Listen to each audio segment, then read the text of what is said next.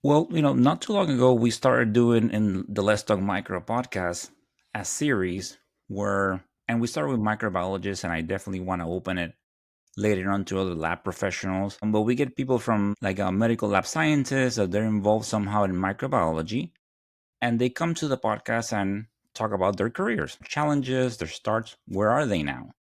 So, what motivated them to start this career or stay in it? So, this is the next episode in that series. And I am very happy, as always. I get to chat with people from the field. So today I have two guests, and both of them, one was a guest before in the podcast where we did an episode about urine cultures, and her name is Lisa Parlich. And I'm very happy because with me today, I get to chat with Andrea Prinzi. As you know, she's the co-host on the AMR series. It was a great time talking to Andrea, so I'm very excited about this episode. So, Lisa and Andrea, welcome to Let's Talk Micro. Please. Love Thanks for being here. having us. What a pleasure. So let's go ahead and at some point in time, both of you have kind of introduced yourself to the podcast. You did it in your episode, Lisa, and you kind of done it a few times, Andrea. So, but let's go ahead and start for those of you that are in the audience that are just tuning in. Can you do like a quick introduction about what you do and anything else that you want to share with the audience? Andrea, you want to go first? Sure. Yeah. So I am currently a field medical director of U.S. Medical Affairs at BMRU, which is an in vitro diagnostics company for microbiology and infectious diseases. Long before that, I was a clinical laboratory scientist at Children's Hospital Colorado, did some MPH training in epidemiology at Colorado School of Public Health, and then got my PhD in clinical and translational science at University of Colorado. And I do a mix of all of those things in my day-to-day work now. So I do medical education, clinical outcomes research for in vitro diagnostics, so evidence generation, as we call it. I work a lot with other clinical colleagues in the field to understand what's going on out there in micro, what needs to happen, what isn't happening, et cetera. And I also do lots of science communication. And I'm Lisa. Was a medical laboratory scientist for about 5.5 years. And then I went and got my MPH and transitioned into infection prevention. And that's where I have been since 2020.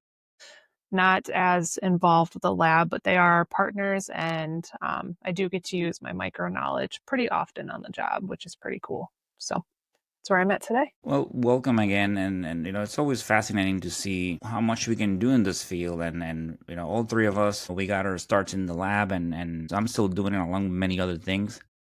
But it's always so many ways that we can go and still contribute in some way or another. So it's always great hearing about people's different career paths. So let's start with the first question, and I'll start with you, Lisa. We all have a reason for why we chose this field. Maybe we found it by accident, or we wanted to get a degree in something, or so. What led or inspired you to choose this field? So I kind of stumbled into it, to be honest. I spent my freshman year of undergrad at Colorado State University, and I was hopefully going to get into veterinary medicine. But then after my freshman year, I ended up transferring to the University of North Dakota, which does not offer veterinary medicine, which sounds kind of counterintuitive to my plans. But I was a college athlete and I kind of picked an athletic program over the academic program. So I had to come up with a new life plan. So I had this book of all the majors that UND offered, and I had no idea where to start. But the only subject that I liked in school growing up was science. So I took that book and I opened it up to the Bachelor of Science section. And I decided that the first major that I land on with my finger is going to be the one that I decided to do. So I closed my eyes and I started flipping through the pages and I counted to 3 and then I stopped on a page and I landed on the clinical laboratory science page. And I read the description and what it involved. And I was like, oh, well, this sounds pretty cool. And I went with it. And it turned out to be a really good decision, even though it probably wasn't the best or the smartest way to do it. But, it worked out. And when I was doing the program, I completely fell in love with both micro and blood bank. And I decided that as I graduated that I wanted to go into either micro or blood bank. And micro it was. So I did that. I graduated and went straight into micro. Yeah, I think for and that's very very common sometimes. Like a lot of people that a lot of microbiologists they find themselves liking also blood bank when they went to school, and probably the whole mystery solving, the amount of knowledge and all the things. It makes it a little different, so and exciting, right? So finding what that bug is and getting to the bottom of that, or finding what that antibody is. So yeah, so that's definitely very common to see that. But wow, you definitely took a chance, and wow, it's amazing, and it paid off. Yeah, so good. What about you, Andrea? What led you or inspired you to choose this field? Well, first of all, I love that, Lisa. And I think about this a lot when I've done a few different, career discussions over the last few years, and I think it's always funny and interesting to hear where people that ended up in medical laboratory science found it. It's almost never like I was in an undergrad program and I heard about it from my professors. It's never I was at some, recruiting event and I was really interested in it. It's seemingly, I mean, it's not always, I'm sure, but a lot of the time it's like people kind of stumbled into it and found out that it was this great career. And my story is similar. And I think that's kind of unfortunate, right? Like it kind of shows you how much more advocacy we need to do to get people into this field. Because when people find it, I think they realize what a wonderful profession it is. It was similar. I was an undergrad in biology at University of Colorado, Denver, and so yay, Colorado. I was a biology major, so of course I thought I was pre-med, like everyone else. And I was doing minors in chemistry and public health, and always, always, always loved infectious disease. I was a very nerdy child, which I'm sure Luis is so surprising to you. I was, I always like was in love with microbiology from a young age and fascinated with it. So I knew I was going to probably go into something like that. But I was working full time when I was in an undergraduate program, trying to pay for school, help take care of my dad, who was sick at the time, and was just taking jobs to make money, and had decided to get any job I could find. Um, in a laboratory setting or a hospital setting, so I could start getting experience in a clinical setting to apply for medical school. So I ended up getting a job on the night shift at a reference laboratory, basically processing pap smears for the cytopathology lab at night from like 6 p.m. to 2:30 in the morning. And then I would get up in the morning and go to classes and do this 5 days a week. And after doing that for a little while, I thought I really want to get into the hospital because I want to be more in a hospital setting and just see what I can find. And so I applied to the first job I could find that had lab in the title, and it was a laboratory assistant position between anatomical pathology and microbiology at Children's Colorado. And over my time there, my boss actually in microbiology was like, "Hey, have you ever heard about this profession? Medical laboratory science. It's what all these people you're working around every day are doing. And if you want to learn it, we can kind of set up a program for you here where if you can self-teach yourself the didactic material, you can shadow the techs on the bench when you're done with your work for the day. We can do this for a year and a half. And if you've got what you need to sit for the board exam, you can do that." So I'm actually self-taught. I memorized all of Kohnemann's diagnostic textbook of microbiology, and then sat with really amazing senior techs after I was done working for the day for a year and a half, and sat and was able to get certified for the SM ASCP certification. And of course, as soon as I learned what the job entailed, I absolutely loved it. And I stayed in the lab for another like almost 12 and a half years after that. So yeah, again, kind of serendipitous, kind of, and then I'm sure we'll talk about this later, but to where I got today has been a very interesting journey, because certainly it wasn't where I thought I would end up at all. So yeah, that's how I got into the lab. It's incredible. Self-taught too, because this is not an easy subject. Any It's of them. not. That's incredible. It's not. I You think, have brains.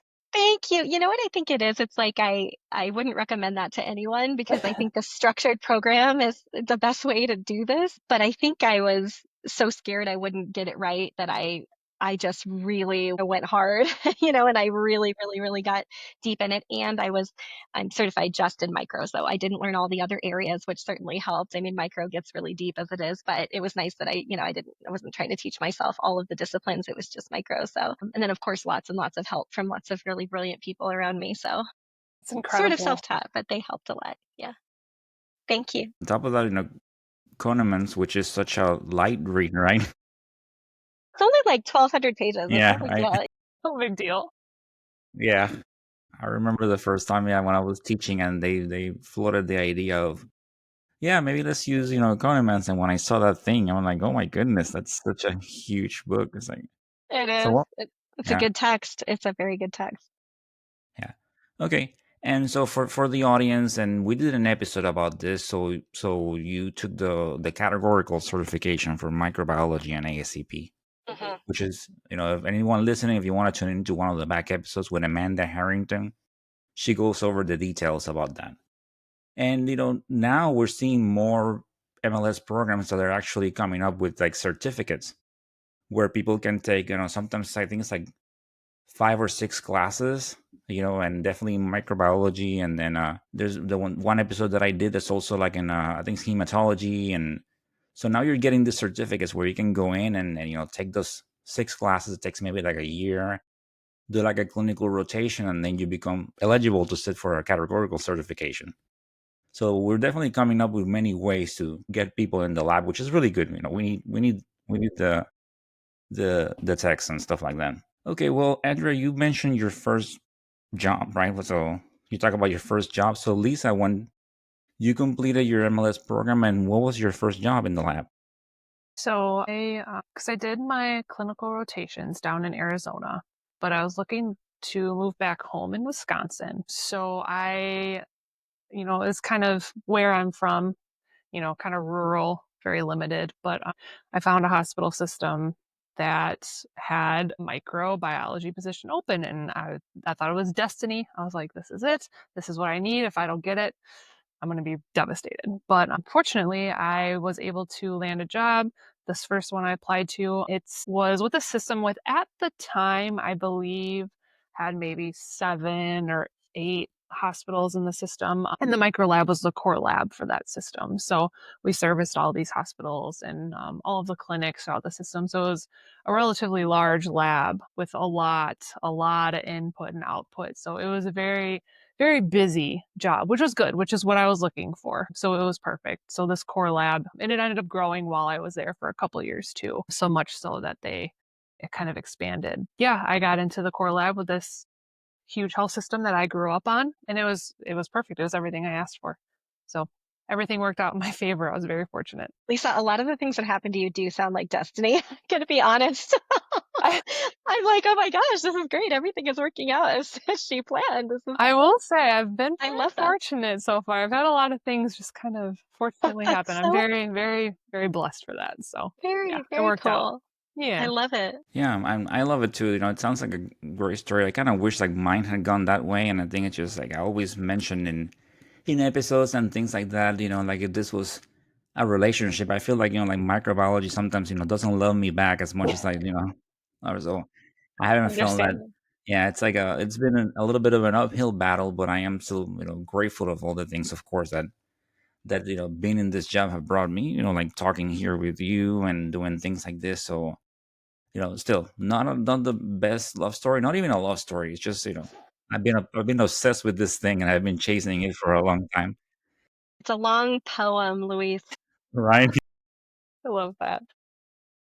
So so Lisa, you mentioned so that you work in so you did core lab work or yeah, and then No, sorry, it was the core micro lab, so I didn't work in the general. If that makes sense. okay. Yeah. So have you worked in any other areas outside of micro? No, and I haven't. And when I got into it, I was kind of kicking myself because I thought, maybe I should start in a general lab and kind of do a little bit of everything and then move to a micro base because, I thought, well, what if some year down the road I want to move to a different hospital system or transition? Like I should have that background knowledge, but nope, I just jumped into micro and I stayed there and it was great. So no other experience, but I'm okay with that. Okay. Yeah, and then sometimes, if you know what you like, and I do recommend if you're unsure of what you like when you get into this field in medical lab sciences, it's very advisable go in and maybe do a little bit of core lab and work around and see what you want. And it also makes you more hireable. And if you want to make the switch, let's say from micro to another area, I don't know, well, would you ever do that? Leave Right. microbiology. I respect, so if you want to do that, it's a little more difficult if you've been working in micro 10, 15 years. and then you're going to apply for a job in hematology or chemistry, and you're competing with someone that has rich experience in those areas. Right. But if you know that that's what you like, of course, it's just there's no need to do anything else. I mean, if you like it. So maybe, I don't know if regarding this question, since you haven't worked in another area, maybe in the lab, do you have like where you always, let's say, do you always work on the bench, or do you get to work in maybe another position in micro as a, let's say, a lead tech or a supervisor? I did not. I was on the bench, but I was the key op or the key operator for MALDI-TOF for reproductives and for blood cultures. And then I was on our technical advisory committee with our tech specs. So I kind of got a little bit of the background in that, which was really helpful. And I think that really helped with my current job, just to have a little bit more admin experience, I suppose. But no, I was just a bench tech, just trying to get as many hours as possible, which was not hard. We always had hours available, but just trying to work as much. And I did a lot of training and stuff too. So I was really kind of a hands-on kind of person, I guess. But yeah. Okay, and then you, Andrea, right? You were a lead at some point in time, or Yeah, I was a senior tech senior for tech? several years and took on some interesting responsibilities that were awesome. Like I was responsible for coordinating and doing the training in our medical laboratory science rotation for students that came through, which I loved, and then did a lot of employee training.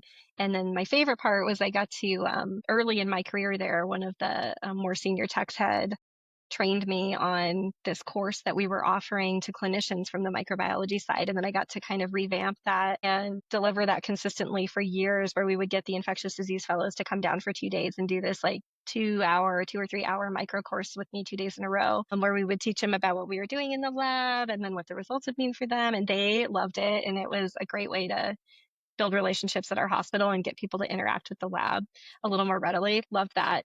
And then got to help run a bunch of programs on campus too. So the physician assistant microbiology course, or there was like a field training course for folks that were going to go to lower middle income countries and do parasitology. So stuff like that. Lots of fun. And then lots of stuff I didn't love so much, right? Like QC auditing and, validations, which can be fun or can be a nightmare depending on what you're validating. So, stuff like that. That's fun. It was really cool. The education stuff was my favorite. Yeah, yeah. It's nice to it's kind of fun to share your passion with others, right? And teach them. And oh, I agree. I mean, I didn't have that role obviously, but when we did have somebody to train or we had students, I'm like, I'll do it. I want it. I'll Absolutely. do it. So Yeah. I get it. And I feel like folks, especially, I mean, training other employees is wonderful too, because there's so much to learn. But then those that don't work in the lab, they have truly no clue what's going on down there. So it's such a great opportunity to get people to understand what the lab is doing, Yeah, which is very enlightening. 9 times out of 10 for people. 10 that's times out of awesome. 10, I'm going to say. Yeah. Yeah, I did got involved too with students and doing when they do their clinicals and doing bench training, and that's why I quickly realized that I loved it, and which led me to teaching. But yeah, I did enjoy that whole thing about explaining everything and going over, okay, this is went over the policy, and then getting like like super nerd about talking about the CLSI and the ASM books and going deep into the package inserts. And I think a lot of people appreciate it. Not always everyone. Every now and then I hear right through the grapevine, it's like Lewis just gave me a package insert.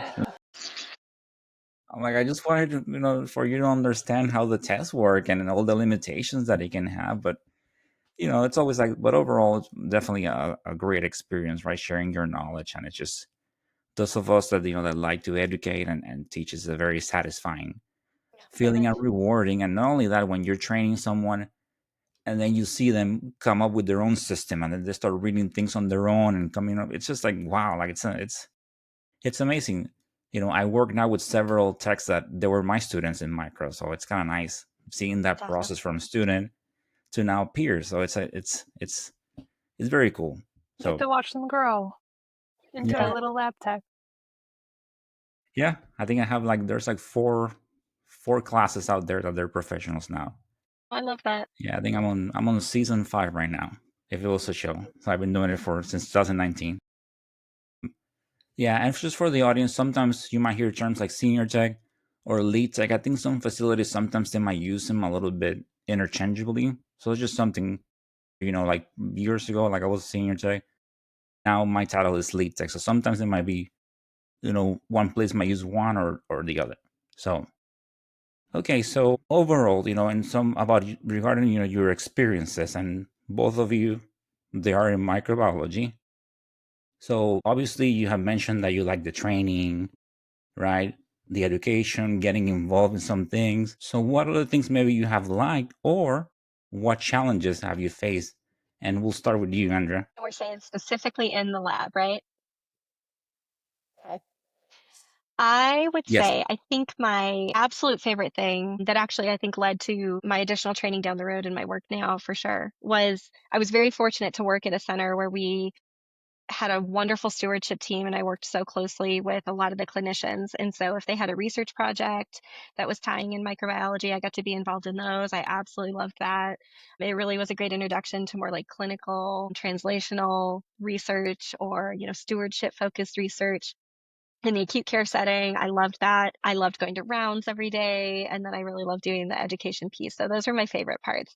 I think that some parts of the lab can just be so challenging, and just some of the things that exist in the laboratory space, for various reasons, I think can be hard. So, and, an underappreciation for the job, that career and the people that do this career are so talented and so intelligent and doing truly crucial work. And that's just, if you're in that role, sometimes you're like, "Oh, are we seen? Are we appreciated?" That can be really challenging, I think. And I struggled with that a lot throughout my career, just, for I felt very appreciated my whole career, but I think seeing it, how it plays out for others in other settings, I felt very fortunate again to be very linked in with our clinicians. And so they really appreciated us, but I think that can be really challenging. And then sometimes just like, the receiving bench, like specimens come in and you're doing all this rapid fire stuff.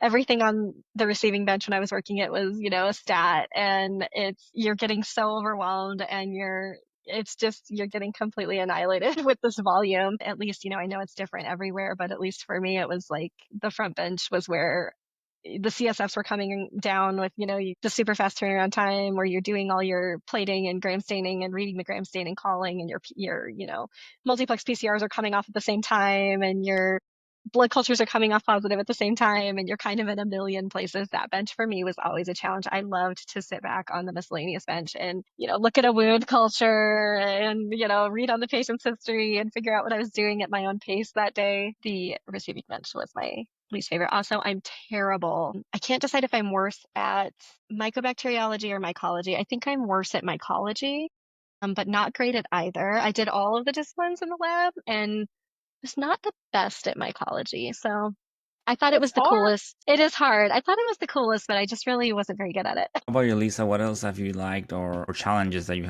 you face while in the lab? I'll kind of feed off of what Andrea was saying a little bit. Is I 100% agree.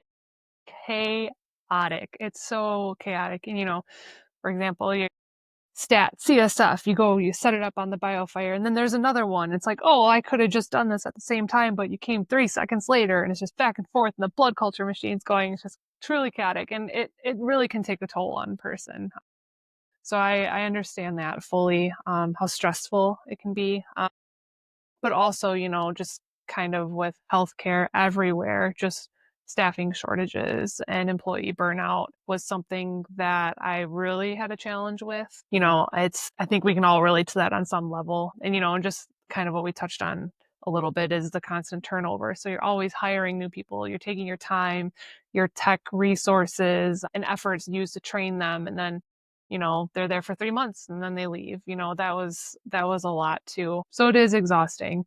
But, I will say what I enjoyed while I was there was this might sound a little nerdy, but just kind of the investigative aspect of it, I guess. And the critical thinking used, it's not just what people may think. You're not just going in, plugging away for a couple hours and going home. Like you're really, really putting a lot of work into these cultures and making them make sense and making sure that they're correct. And, sometimes it was a little monotonous or it's E. coli, E. coli, E. coli from the urine cultures, but, every once in a while or more often you get something really cool and different and you get to use your brain. And I really liked that about micro. And I think that's why a lot of people who go into micro like micro and blood bank because it is that critical thinking aspect. So there's that. And then also, just a little bit separate from that, is the people. I really enjoyed, we all know lab people are very special people. We're different individuals, but I really enjoy the people that I worked with. And even today, even though 98% of the people that I worked with are also no longer in the lab, we still take time to go see each other every few months and go out for lunch or something. But it's just kind of, the lab family is a very special family. And so I really enjoyed that throughout my lab career too. Definitely, and you mentioned the yeah, it can get sometimes very overwhelming because of the volume, and I discussed this before, and sometimes compared to other areas, you're a little bit of a bind because not everyone has the same training, and you're in this large facility. And for example, in my facility, I was looking at the pending log for urines between all the shifts and everything. There were like 500 urines. So you imagine, and then you're one person, maybe you get over 101 shift or 150. So you're going through each plate, and then no one has the training to take over for you. So you're basically stuck. So it can get very overwhelming. I think for years, I try to like put on like super speed and try to, I don't want to have another long day. And then, but that led me to like a lot of frustration, and things seem to continue going wrong. The more I try to rush, the more things went wrong. And lately I just embrace it, and then I'm like, okay, I'm not gonna make it home on time today. It's gonna be a 12-hour day, so I'll have my dinner late. So just get one thing at a time and do it. But yeah, I can get, and those benches, I was in a job where the setup and micro was, so you had one person working and you were reading cultures, and then you had to do the rapid testing and things like that. So you were okay looking at one wound culture, and then you will hear rapid COVID. So you will have to get up. So my brain just felt like it was just split. So it was like a lot. So it's just definitely would like to. A lot of task switching. That's a great point. You have to be very good at task switching. This is true. Yes, and I feel, yes, to your point, you have to be on your feet all day long, like not only physically on your feet, but also you have to be ready to handle, and all the specimens are important, but I mean, you have to be able to switch over to the next thing and do it well all day long. And to Lisa's point, it's not just, everything is not fully automated. And even if something's automated, there's a lot of interpretive work that goes into these, right? Like making sure that stuff gets reported out correctly or communicated correctly.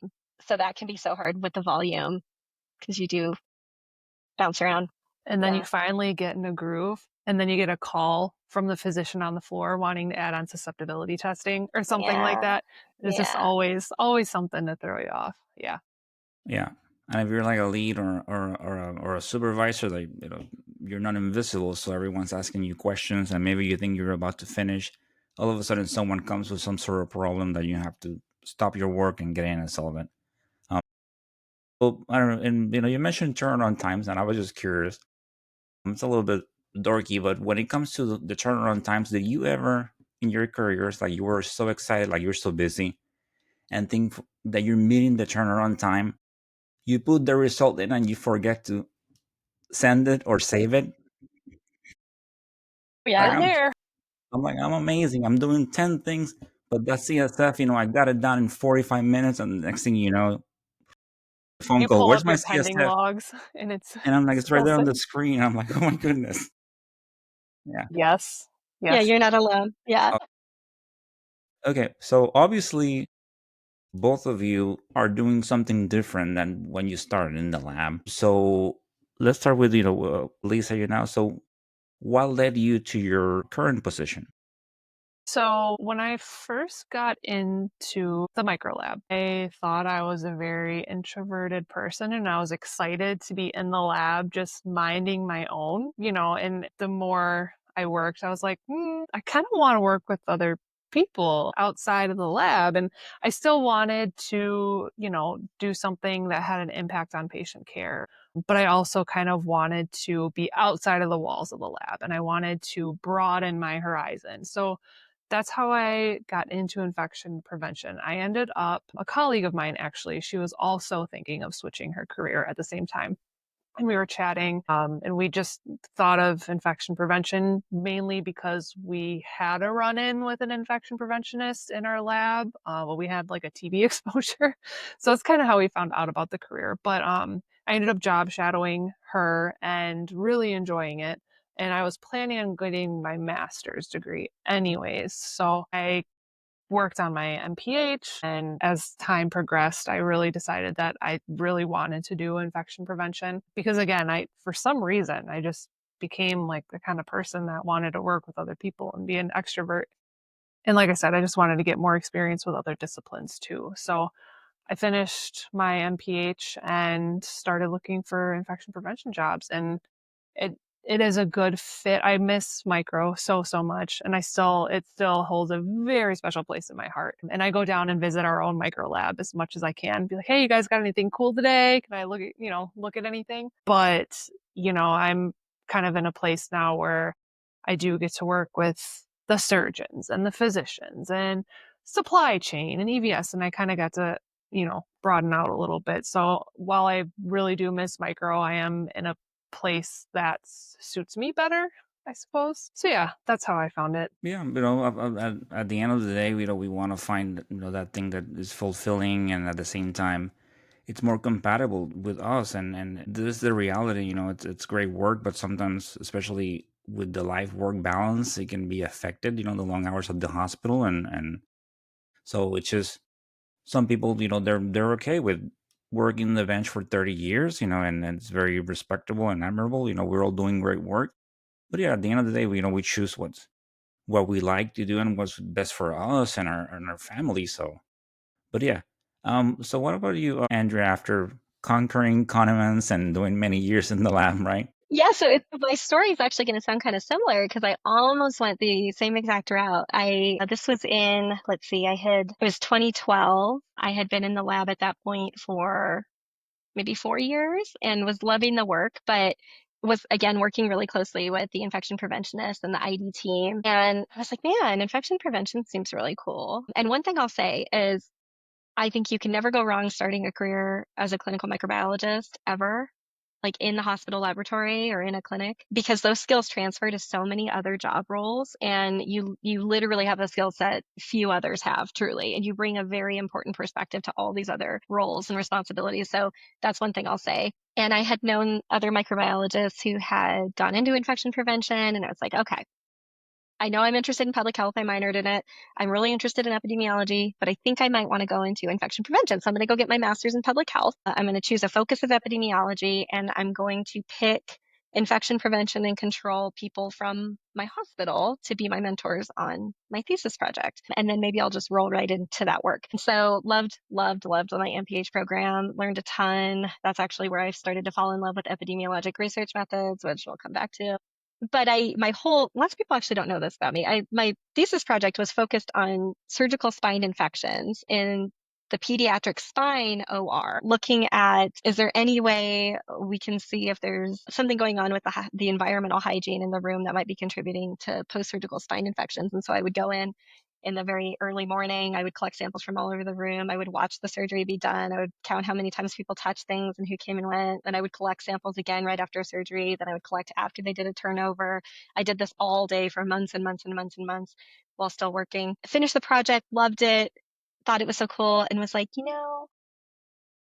I shadowed an infection preventionist, and I'm like, this is so cool and so important, but I just think I would really miss like the diagnostics piece in the lab. So I think I'm going to stay in the lab, but I'm so happy I got the MPH, and I'm just going to continue to apply what I learned from that, and maybe go a little further. And so then I continued to work in the lab for, let's see, I graduated in 2014. And so then I worked for at least 4 more years in the lab as a microbiologist, went and got my specialty certification at that time through ASCP, was like planning on staying in the lab, but was noticing that I had a lot of interest in the clinical research piece. I really liked some of the stuff my ID doctor and PharmD colleagues were doing. And they had started a relatively new program on my campus that was for clinical and translational science. And I was interested in a PhD because I'm starting to kind of bust out of this box I was in a little bit in the lab. There was only so much I could do. And I thought about getting a PhD, but I really didn't want to go get a PhD in microbiology, for example, because I was already very good at microbiology. I wanted to go get a PhD in something that I wasn't good at, and that would kind of round my skills out more. So this program was really interesting because it was very clinical, and they actually had not taken any medical laboratory scientists before I applied. And I actually was rejected at the first pass because they were a little concerned about what I was going to do with it. All of their students were MDs or PharmDs or PAs, and they didn't feel that I had the funding or the trajectory really to take a clinical and translational science PhD somewhere. And my infectious disease MD bestie at the time, he was like, no, no, no, you go back in there. You go back in there and you tell them that this is a very different perspective that needs to be in this program and you have great ideas and whatever. So I did that. I got into the program, and then it ended up being this phenomenal program that has really catapulted my career in a direction that I love. I have learned so many great clinical stewardship focused research things. So mostly I switched because I was interested in doing a little more in the clinical research space, did not feel I had the training or skills to do that. And so specifically went for like the hardest at the time PhD I could find for me to try to get some skills I absolutely did not have.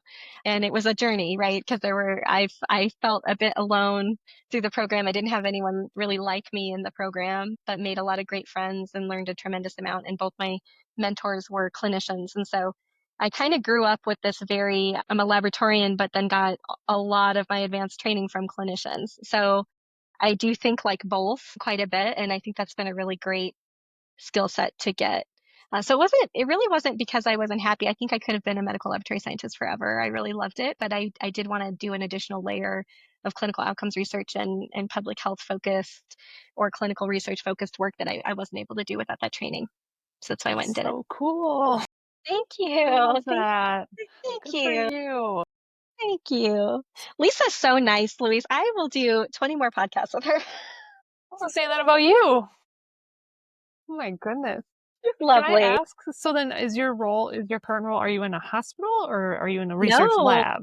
So the plot continues, actually. The plot Oh, thickens. Sorry, Louise, if I'm derailing us here. Okay. So I was finishing up the PhD, and by this point, I've only been in the clinical or academic setting, right? I've never left the hospital. And it was turning out that it was hard to find jobs at the hospital. There wasn't really an area for me if I didn't have clinical service time, like my clinician colleagues, there wasn't really a role for me. And I, at the time, wasn't interested necessarily in being a laboratory director.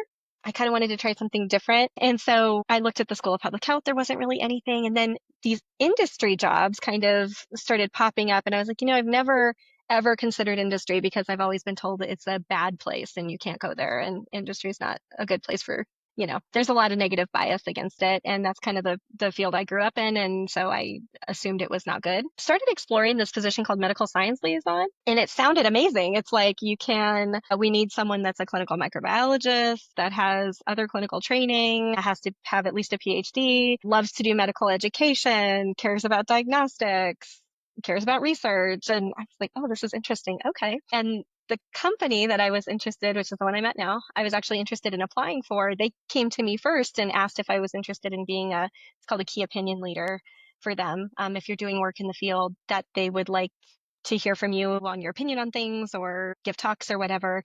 They asked if I'd be interested in doing that. And at the time, I'm like, I'm looking for a job. I'm trying to finish my PhD. I hadn't even defended yet. And I was like, oh, yeah, absolutely. Like, please pay me money to give talks and stuff. That would be amazing. And while I was talking to someone about this, they're like, are you not employed? And I'm like, no, I'm trying to finish my PhD. So anyway, this ended up transitioning into a medical science liaison role with them. I started with them a couple months before I defended my PhD. The medical affairs team in the US was very small at that time. And I was the only clinical microbiologist on the team at that time. And it's grown astronomically since then, and I've moved positions since then. So I started as a medical science liaison, which is an awesome role, and I can talk about that more if there's interest. And then now I'm a field medical director. So I did not expect to go to industry. Was not on my bingo card at all. Kind of destiny sort of popped out, it kind of came up out of nowhere and has been the most amazing application of all of my favorite skills, right? Like I get to use clinical research, I get to use science communication, medical education, have to have laboratory knowledge constantly because you're very deep in diagnostics. So you have to really care about the package inserts like Louise. So yeah, that's how I ended up there, and it was definitely an example of a big jump for me because it wasn't something I was expecting to do, and it felt very scary when I made that jump. But it was absolutely the best choice for me. That is such a cool sounding job. That It's sounds an so awesome job. awesome. It's a Talk really cool about job. destiny chat today. I feel like that's kind of the theme that we're going with. That's awesome. Yeah, I've never Thank you. heard of that, but that's incredible. And you It's a sound so really cool. happy with it, and that's what matters. Thank you. It's a great job. It's very versatile for sure. Yeah. Yeah, Liz, I always say this a lot, but I had the chance, starting with Andrea and moving. I don't know what they're doing at that place, but they cultivate some of the nicest people. Such a positive. You see them together. I had the pleasure of spending some time with them, being on the podcast, and spend some time in conferences, and everyone is like so nice, and you like feel the positivity. So they're doing something right, unless they're hiding the ones that are not nice, but you're We doing a good love job. So We love Luis. We drag Luis like whenever we can get him at a conference.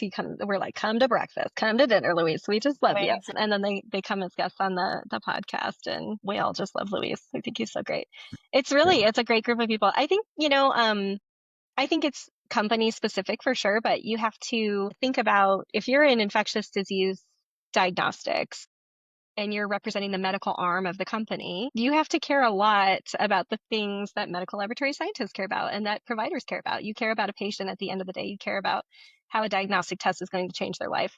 And so it's it's kind of like what you said about lab people that go into healthcare as a whole, I think, especially infectious diseases where we see the most vulnerable populations needing the most care oftentimes. I think you get just a really brilliant group of lovely humans most of the time. So yeah, we're very fortunate. I work with a lot of really nice people. definitely. So by now you have definitely talked on a lot of the how your new positions, the how they're better fit. So you have spoken about a lot of positivity. Is there anything else that you have to add about other things that you have enjoyed and what you do now? Or you can, you mentioned the lab before, maybe putting it all together in your career.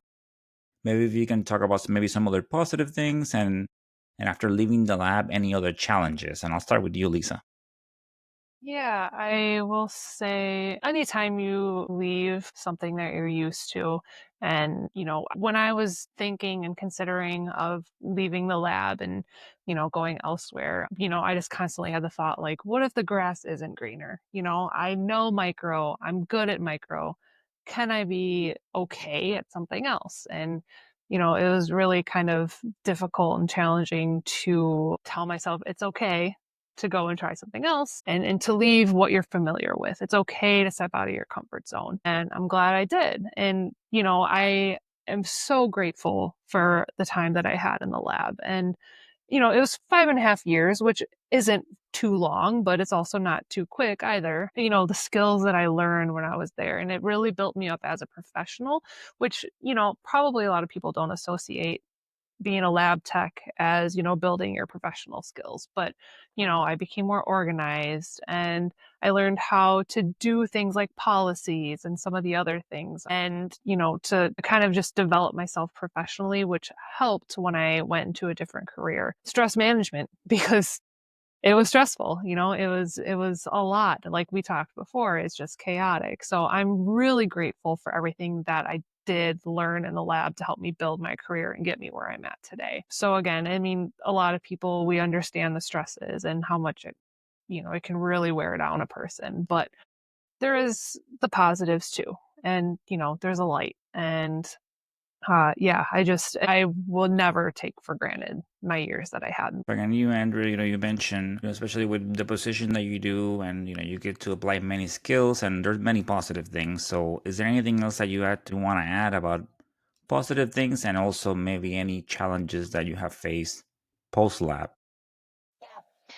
I would say I have a lot to say here, so I'm going to try to organize this into something coherent and not 2 hours long. But I think um, I have a soapbox. I do advocacy whenever I can for medical laboratory science, even though I'm not in the lab anymore. And the primary reason for that is because I say this all the time, and I mean it from the bottom of my heart. I would be absolutely no good at my job had I not worked on the bench.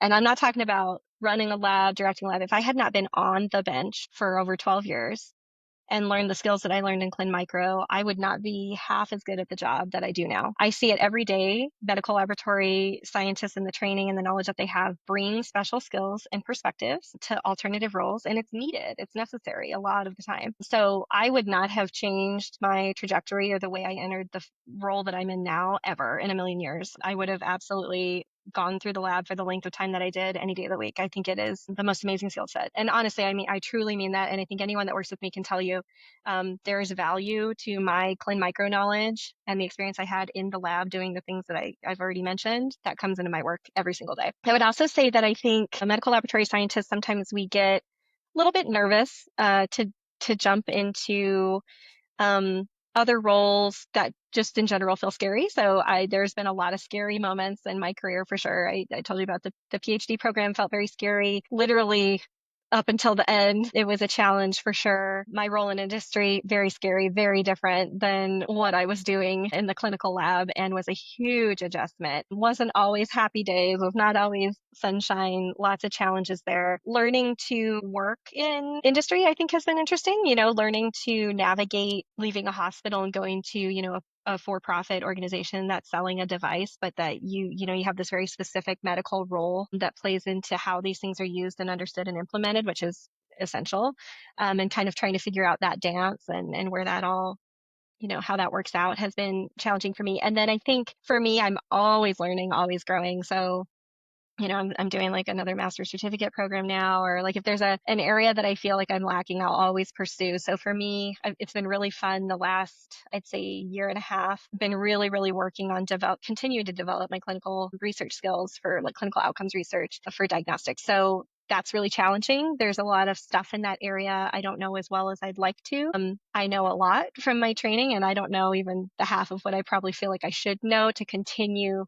to really do innovative things in this space. So that always feels scary and challenging. And I think sometimes I find myself saying, I'm just a lab person, like why would I know how to build a model like this or something? And the answer is that why wouldn't you?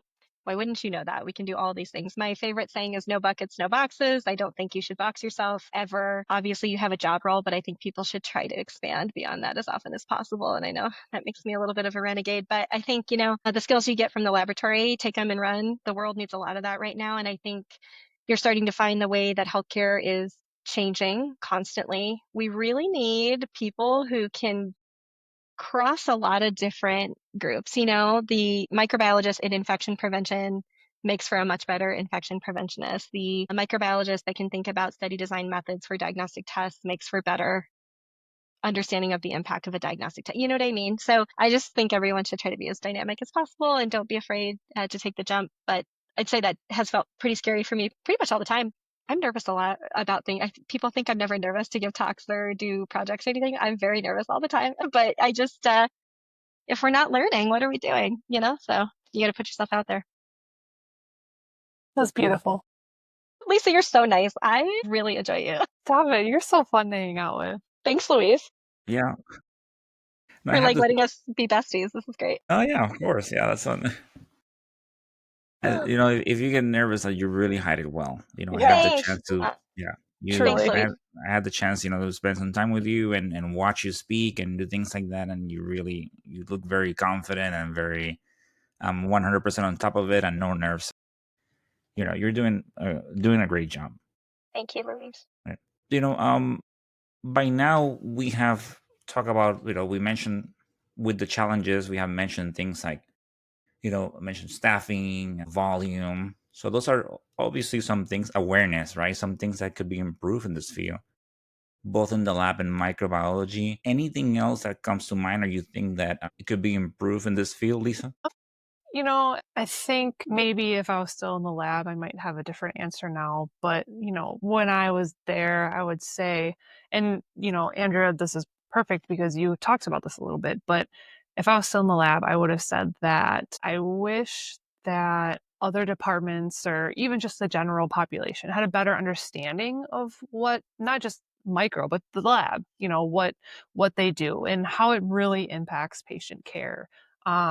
And Andrea kind of touched on how you just feel underappreciated sometimes. But again, it's just because there's not that much knowledge about it outside of the lab. And I really love that you had your program where you had these other individuals come in and shadow and learn about what you did. And before I left the healthcare system that I was at, they started doing that where they would bring some of the physicians or nurses into the lab and tour and kind of walk through the process. And I don't know if there's more of that going on today. There definitely really wasn't when I was there, but I think that's something that I wish was a little bit better because again, the lab is so important and it's so crucial to patient care. But, you have many people who don't understand it or understand how it works or why it's important.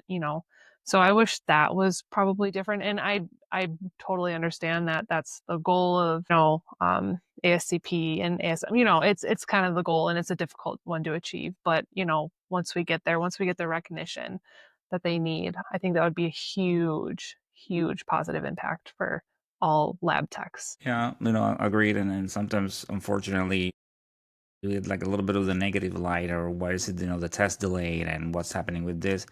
And when it comes to micro, the whole concept of understanding what takes time, you're studying this and, it has to be incubated for 18, 24 hours. And if for some reason you didn't, sub out your bug, then you have another day and all those things. So, yeah, I do wish that maybe there was like, if we had like good staffing enough where we could have like maybe some sort of exchange thing where people can come into the lab, right, and understand what we do. And at the same time, maybe if we can go out and see what they do, like ID docs. And I think there's a lot of room for a lot of better communication and things like that. You don't.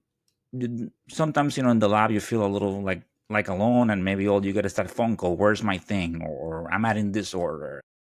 And sometimes you don't see a lot of the ID physicians, or you know sometimes if you call or you end up talking to like a secretary or an assistant or something like that. So I think there's a lot of room there. I will say that, as my infection preventionist role, now that I do work closely with so many other departments, not just the clinical staff, but, food and nutrition and environmental services, like I notice it's not just the lab experiencing this, it's everybody. The physicians don't understand what EVS goes through. EVS doesn't understand what respiratory is going through. And it's just unfortunate that the healthcare system or the hospital, the healthcare is so divided in that way that nobody really knows what's going on in other departments. So, it's difficult. You can't sit there and ask somebody to understand every working piece of a hospital or what's going on. But, it's if everybody just had a little bit of insight, of what's going on outside of their department, I think it would be really beneficial for everybody involved. Definitely. And what about you, Andrea? Anything that you see room for improvement? Yeah, I think excellent points made by you both. I would love to see a lot of things. I would love to see, just to extend a little bit on what you've already said, I've talked a lot about bringing all the people to the tables, but more multidisciplinary, interdisciplinary collaboration with the lab across the board. I've talked to a lot of people about the, potential for during training programs or taking people that are actively working in the lab and having them rotate or shadow through different areas. I think that for those that are interested doing pathways for additional like clinical research training, specifically for very pragmatic stuff, like in the healthcare environment we're in, we need to demonstrate value-based healthcare. If you are in the lab and you're trying to justify the use of a test, there's all sorts of data you need to do that. It may or may not be available to you. Aren't laboratorians some of the best people, if trained appropriately in that kind of design and approach, to do that? That's such a great pathway for laboratorians because they're already very methodical, very particular, a lot of attention to detail. There's a lot of skill sets that lend themselves well to that kind of work, and we need it. I also, you hear a lot about some, to your earlier point, Louise, some people love to be on the bench for 30 years and do what they're doing and not change. But you hear a lot of medical laboratory scientists say they would really like a opportunity to grow in various directions more than they have now. And for job satisfaction to be kept up and for us to retain staff in our laboratories, we need to have more affordable access to conferences and events like that. How often is it that a supervisor, manager, or director gets to go to the conference, but there's not enough money for the laboratory techs that are working on the bench? And this would be so engaging and exciting for them. Trying to provide those kinds of opportunity, or at least get them to workshops, I think would be really, really great, and a great way to engage with other colleagues in the clinical sphere, offering alternative training routes for other things that could be additive for the hospital as a whole. You've got C-suite looking for value propositions for things happening in the laboratory, kind of training, offering training routes for folks that are interested in this kind of thing, I think would be really important. And then it's a struggle because the landscape's changing so much, and we see a lot of this centralization, decentralization happening all over the place. The day of having rounds in the lab every day is probably disappearing hospital by hospital, but thinking about ways to continue to get the lab as a whole involved with stewardship, with ID, clinicians, whether that's involving people on diagnostic stewardship teams, antimicrobial stewardship teams, or doing rounding in some way, even if it's virtual, I think is super important, because it's just better for patient care too. Like, we know this, we've seen it demonstrated over the last several years. Lots of people have done a great job about showing how these relationships actually positively benefit outcomes. I have lots of ideas if that's helpful, but I think, it's just aside from awareness and engagement, and getting more people into the role, the lab has had a history, clinical laboratory sciences, science as a whole. And I'm sorry, I've mixed so many terms. I know we're trying to land on one term, and that's another problem we have, is we use too many terms for our profession. And I know there's standardization work that's ongoing. Amanda Harrington's been really involved in that too. So that's another thing we need to fix. So people kind of refer to it as the same thing, and then we can build respect around this one thing. So I've broken that rule like 100 times on this episode, and I'm so sorry, Amanda, if you're listening. I'm so sorry, and I love you. But I think, thinking about how to just kind of keep up with the times. So medical laboratory science has tended to be a little more like old school and kind of stuck in our ways, I think, but technology just keeps going like this, so getting really creative about keeping up with what the science is doing, what the market's doing, what the hospital and medical systems are doing. Like, how do we adapt, the way that we use laboratorians, the way that people learn skills, the way they apply skills, how we certify, how we, I'm not the expert to speak to that, but just making sure that the lab keeps up with that, like other facets of healthcare do, I think will be very important. Yeah. And like you mentioned with the job satisfaction, and yeah, sometimes we're moving so fast that this goes back to the staffing a lot of times, and the volume, and a lot of times there's like barely little any time to do those other things. It's like you have your job to read your cultures, and you want to get involved in other things. And over the years, that's one of the things that led to the genesis of this podcast, right? I just think I want to learn, and I want to do things, and I want to find things out, and you know what, I'm going to do it myself. So here I am, I'm connecting with people. And but yeah, for many years, or please, teach me how to do a validation, or do teach me how to do this. And they were like, okay, no, just let's find out who has a validation ball already, and then they will give me the recipe, and then go cook.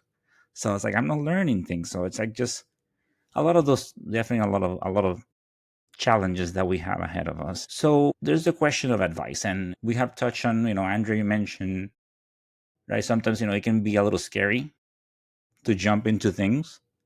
um it could also be the whole grass, being green on the other side, which, hey, it happens. I thought at one point in time I landed on a very rough patch of grass. It wasn't as green, but from there, I learned, and it led me to what I'm doing today. So if anyone asks you for advice, looking for a career in microbiology or the lab, Lisa, what would you tell them? I think I would say that, it's really easy to get buried in the stresses of the job, whether it's an instrument not working, or, dealing with an extremely angry physician, or just trying to get all your cultures done before the shift ends, because we all know it's a miracle when it does happen. But at the end of the day, if you get into this career, you just can't forget why you're there. And, don't forget how important your job is, and everything that you do is to help the patient, and for the patient to get the correct diagnosis that they're looking for, and to get the care that they need to help them to help them get better. So I think just, at the end of the day, just know that what you're doing matters. And it's so, so important. And just to keep that in mind. Because, as we said, it can be crazy. It can be a lot. It can be stressful. But what you're doing is good work. And that's what matters the most. Yeah, it's also very refreshing when we get that acknowledgement, and we don't do it for that, but we do it for our patients and do the best job we can. But it's always definitely someone, especially when someone from outside the lab, they compliment you what you're doing, or they're saying good job, or don't forget that you're doing a great job. It's always it's very fulfilling. So, what about you, Andrea? Any advice for someone looking for a career?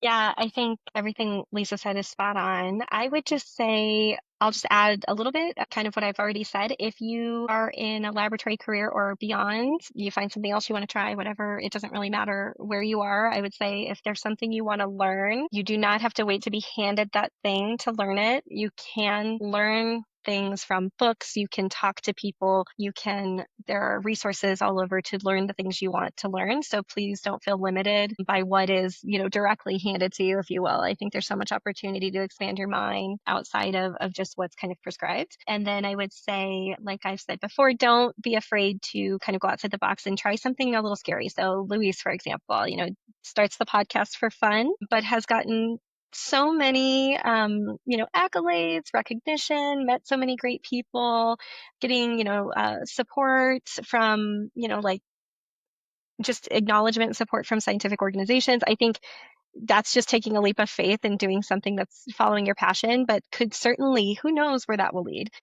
I had a great example of that when I was still in the lab. I was posting case studies on formerly known as Twitter. I was sharing microbiology case studies all the time, de-identified and everything, and had this little nerdy group of people on Twitter that would kind of exchange with me. And this kind of started to build up and build up. And an editor at ASM reached out and was like, hey, would you like to start writing for our blog that we have?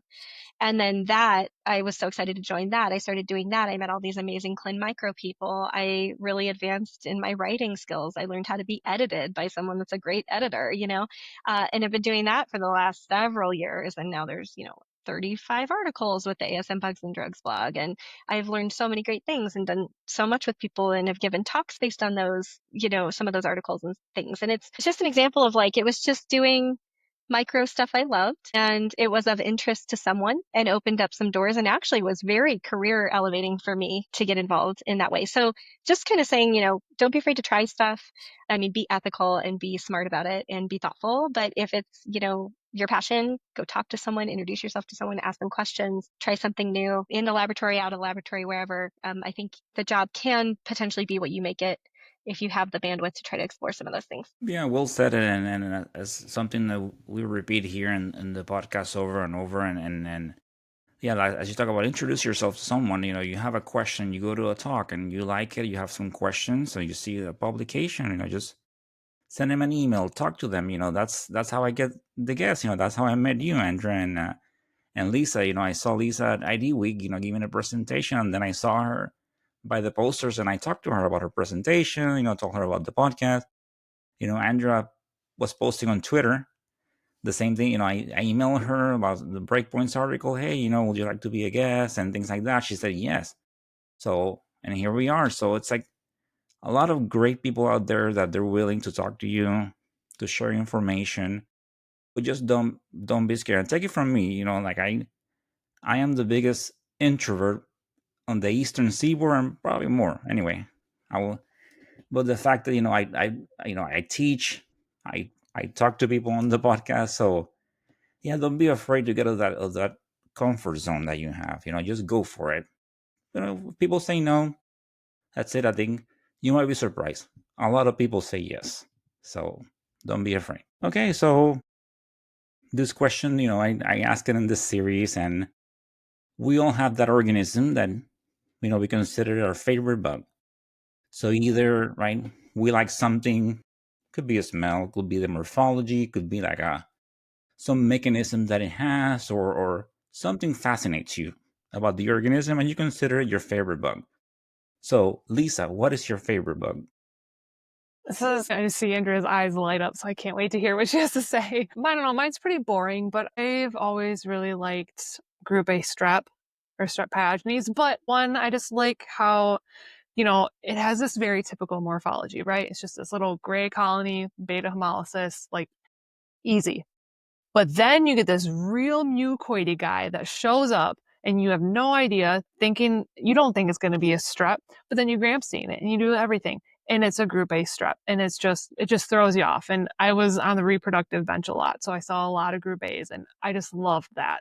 But then also, on the other hand, I just think that it's an interesting bug because of, and it's gross, but I mean, it can cause necrotizing fasciitis. Like, that's disgusting. It's so, just this little strep organism can do so much damage, among other things. Like, it does so much. And I just find that to be really fascinating. And I don't know, maybe it still has a special place in my heart because in infection prevention now, we have to report any cases of necrotizing fasciitis or any sort of group A from any surgical procedures. So it's just kind of always there with me. But that's my basic but fun little bug that I like, I guess. Good one. Yeah. Yeah, it is. And is it always like when we think, like when we see unusual morphologies, or this is one of the things about micro, right? So we think we have a handle on things and we know it all, and then we're completely surprised. We see something, a different pattern, a different morphology. I was doing an episode about NGS, and we found out we have a strep that's catalase positive. So it's like throwing that book, what you learn, and just, okay, you learned this, throw it away.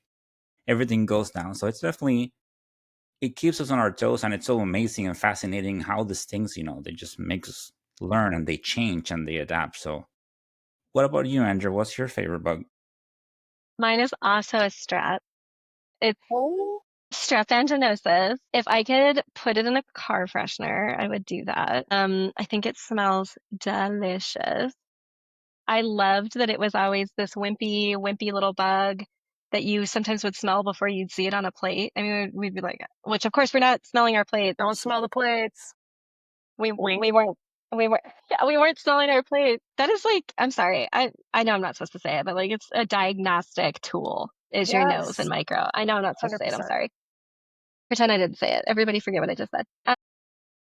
You would happen to get a whiff sometimes of this like butterscotch odor. And then, it's talk about a wimpy looking bug, right? But in pediatrics, I was in a pediatric center. We would see it cause these terrible, like Pott's puffy tumor type, like brain abscess, giant abscesses in the sinus.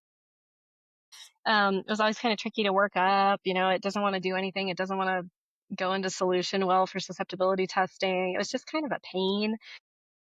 And it just looked so wimpy, but could cause the craziest, problems. But it's also just this, opportunistic bug a lot of the time. It's hanging out in your normal flora.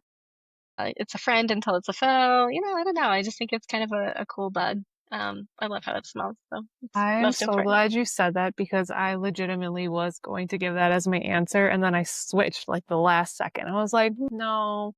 I'm pretty sure we're soulmates. Yeah, we're I'm soulmates. telling you, So, that butterscotch, though, it's just yeah, the butterscotch that I'm not sniffing off the plates, the right. butterscotch I'm getting a whiff of. Yeah, I want it in a candle or so a good.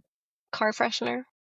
You could make a Buy it. killing off that. I don't know how many people get it, but At there'd be least a the micro niche audience. community. There's a I'd market buy it. somewhere. Thank you. It's a business idea right there. Yeah. Luis, what's yours? So What's your favorite? mine, Yeah, pastorella. Ooh. Yeah, I even did an episode about it early on in the podcast, and me and too. and I've done a couple of episodes. Yeah, it does. It's the fact that one, that only like a couple species they grow McConkey, so right away, others they don't, like Multocida and Canis, they don't. So immediately, it makes you think about that whole thing, right? So we have McConkey for gram-negative rods, but it doesn't grow, so that means that you have to be careful and think, okay, just because it's not growing on Mac doesn't mean that you rule out a gram-negative rod. Mhm. And then at the same time, think about you think of Enterobacterialis, and you get a variation with the indole. Um, and then with your your non-fermenters, some are oxidase positive, some are negative, but this one is both. So right away, you have both biochemicals positive, not growing on MAC. And then, thinking about that, so it makes you work on your thinking and keep your knowledge of media, of biochemicals. And then some fascinating how, it's transmitted from an animal to the person. And then after, initially, like when I was learning about pastorella, not growing on Mac, okay, until one day I had orogenies, which grows on Mac. So, so think about that. Not only in Orlando, someone had a pig because it's carried by pigs, but the pig bit the person. So yeah, It's a sleuthy bug. yeah. Yep. That's for sure. That's a good Yep. answer. But yeah, so and then with the smells, yeah, we're not supposed, but some of the smells, they hit you and they do help you out. I mean, Mhm. as I mentioned to my students, right? There's nothing like you open that incubator and maybe an alkaligenes or a myroides hits you, and it's gonna be a great day. It's not just E. coli. It's like I have some variety in my life. It's not all MRSA and E. coli. I have a nice alkaligenes in there. So That's good. That's cute. yeah, well, this has been definitely, fascinating and I have enjoyed a lot. Before we kind of start, the episodes are coming to an end. Is there anything else that you want to tell the audience or talk about? I just say, thanks so much for having me as always, and always really appreciate your advocacy for the field. And I think you bringing on different perspectives and how they interact with the lab, I think is super important. It gives people a lot of additional perspective on how, the clinical lab plays a role in all these other parts of healthcare and, the benefits of pursuing a career like this. So I think it's great. I second that. Thanks for all you do.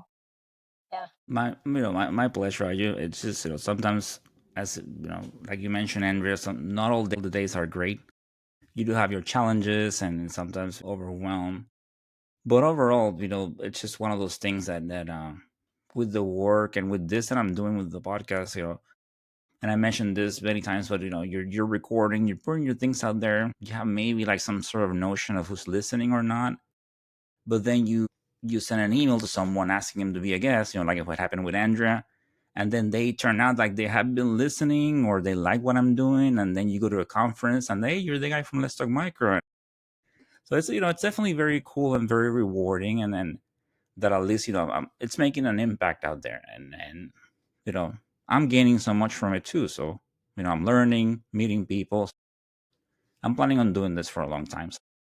But Oh, I thank love to you. hear. Yeah. But once again, thank you both for accepting my invitation and spending some time here in Let's Talk Micro. Pleasure. Thank Thank you. you. My pleasure.